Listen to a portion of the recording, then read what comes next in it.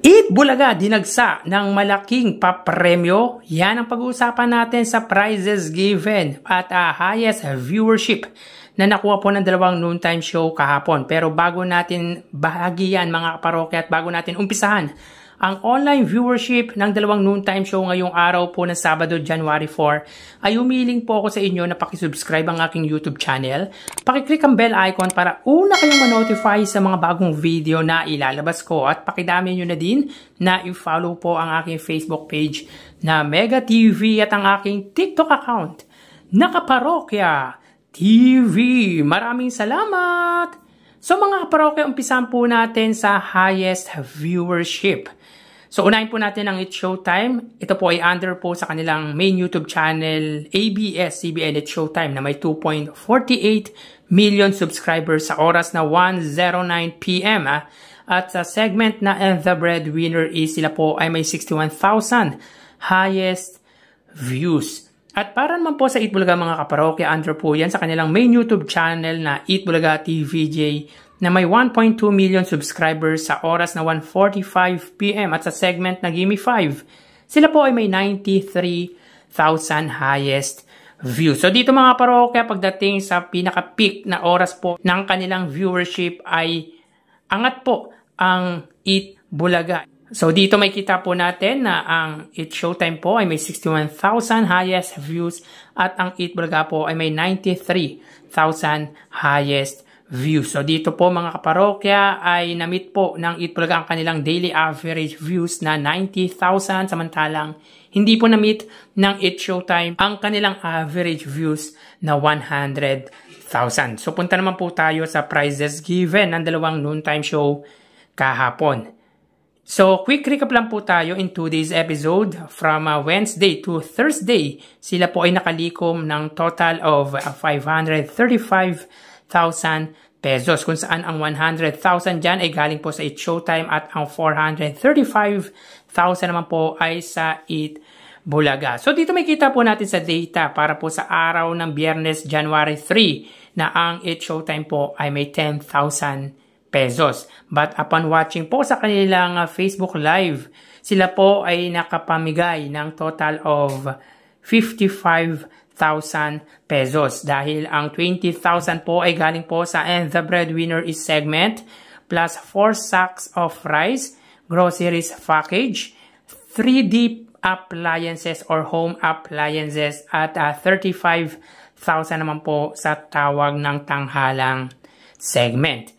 At para naman po sa Eat Bulaga mga kaparokya, sila po ay nakapamahagi ng total of 225,000 pesos. Sa 225,000 dyan mga kaparokya, 20,000 ay sa pera fee segment, 95,000 sa sugod bahay mga kapatid, 95,000 sa Gimme 5 segment, at 15,000 naman po sa The Clones, with a total of 225,000 pesos. So, in Friday episode, mga kaparokya, they have been given a total of 280,000 pesos. So, in 3 days episode, mga kaparokya, mayroon po silang total of 115,000 pesos, kung saan ang 660,000 dyan ay galing po sa Eat Bulaga at ang 155,000 naman po ay sa Eat Showtime. So, kung titignan po natin ang pagitan ng papremyo ay angat po ang Eat Bulaga dito. So, yun nga mga parokya, maliit man po ang ibinahaging papremyo or prizes ng Eat Showtime, para po sa akin ay malaking tulong po iyon para sa mga recipient or yung tumanggap ng papremyo ng nasabing noontime show po ni na Vice Ganda, Vong Navarro, Jong Hilario at iba pa na Eat Showtime. So again, dito mga kaparokya, pagdating sa highest views ay umangat po ang Eat Bulaga, at pagdating po sa prizes given, of course, ang Eat Bulaga pa rin po ang siyang umangat. So tara ating alamin ang online viewership ng dalawang bigating noontime show.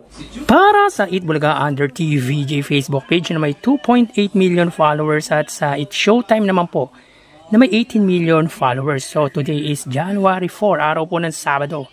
So as of 12:52 PM, ang It's Showtime po ay may kasalukuyang segment na And the Breadwinner Is, at ang kasalukuyang celebrity guest contestant po nila ay si Rochelle Pangilinan. Ang Eat Bulaga naman po ay may Gimme 5 segment. So dito may kita po natin mga kaparokya, ang It's Showtime po ay may 6,300 viewers, samantalang hindi pa po nagpa-pop up ang views ng Eat Bulaga. So wait lang po tayo mga kaparokya. Para po sa Eat Bulaga, sila po ay may 4,400 live viewers. So again, as of 12:53 PM, ang It's Showtime po ay may 6,300 viewers, at ang Eat Bulaga naman po ay may 4,400 live viewers. So punta naman po tayo mga kaparokya sa TV Network YouTube channel ng dalawang noontime show. Unahin po natin ang Eat Bulaga. Under po yan sa TV5 Philippines mga kaparokya. Wait lang po tayo. Or unahin po natin ang It's Showtime. Under po yan sa GMA Network YouTube channel na may 37.4 million subscribers. Sa Eat Bulaga naman po under TV5 Philippines na may kasalukuyang subscribers na 2.19 million subscribers. So as of 12:55 PM, ang It's Showtime po under GMA Network, sila ay may 12,000 viewers. Ang Eat Bulaga under TV5 naman po, sila ay may live viewers na 18,000 viewers. So again, as of 12:55 PM, ang It's Showtime po under GMA Network, sila po ay may 12,000 viewers, at ang Eat Bulaga naman po under TV5, sila ay may 18,000 live viewers. So punta naman po tayo sa main YouTube channel ng dalawang noontime show para po sa It's Showtime under ABS-CBN It's Showtime na may 2.48 million subscribers, at sa Eat Bulaga under Eat Bulaga TVJ YouTube channel na may 1.2 million subscribers. So as of 12:56 PM, ang It's Showtime, sila po ay may 57,000 viewers.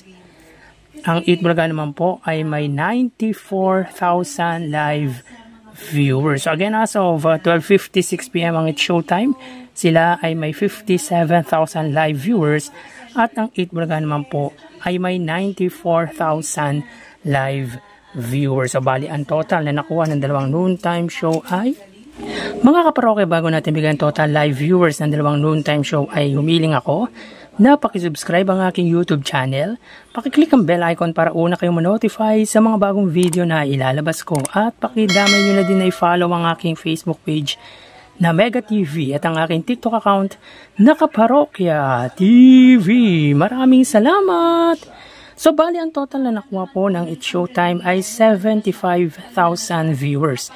6,000 sa Facebook Live, 12,000 sa TV Network YouTube channel, at 57,000 naman po sa main YouTube channel. Ang Eat Bulaga naman po ay nakakuha ng total na 116,000 viewers. 4,000 sa Facebook Live, 18,000 sa TV Network YouTube channel, at 94,000 naman po sa main YouTube channel. So again, ang It's Showtime ay may 75 total viewers, at ang Eat Bulaga naman po ay 116,000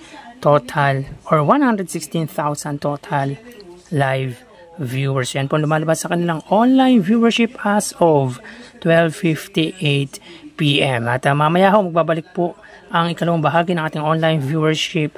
So magpapaalam po muna pansamantala. Magsiingat po tayo mga parokya. Thank you and God bless.